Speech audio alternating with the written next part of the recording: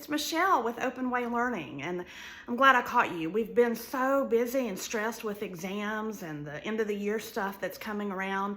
I wanted to talk to you because I'm worried about you, and I wanted to tell you just a minute about the vagus nerve, right? The vagus nerve is the largest, most complex cranial nerve in our body.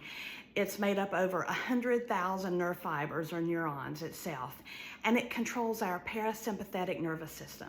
So what does that mean, right? Here I get all geeky on this, but I love this stuff because I want us to help take care of ourselves. So the next few videos are going to be some tips and tricks to go into summer really focused on taking care of yourself, because you need this time. You need a reset. So what do I mean by vagus nerve? Why is it important? I'm glad you asked, because it controls our digestion, it controls our rest. It can, if it's aggravated and we stay in fight or flight response, which that happens to us as educators throughout the year, it can cause inflammation, autoimmune disease. Do you know that educators have a very high rate of contracting an autoimmune disease because we are carrying so much for our students and for ourselves and our communities? So, quick, how do I stimulate and help to calm maybe a little bit of this overstimulated vagus nerve? I'm glad you asked again. I'm going to give you one exercise that is common for helping to kind of tone it.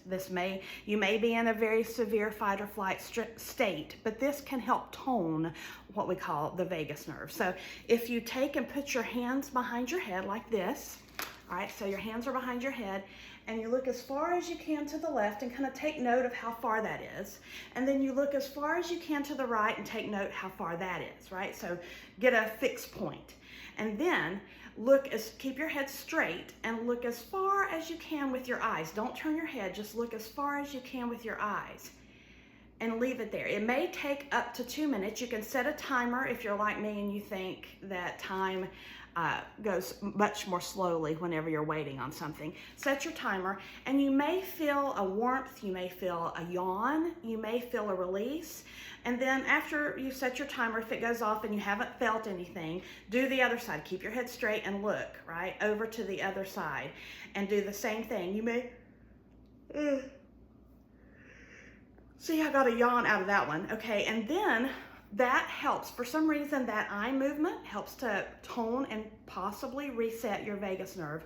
Then, if you look, you might be able to turn your head farther and actually see farther after the reset. Try that. Let me know what happens. I'll be back with more tips next week.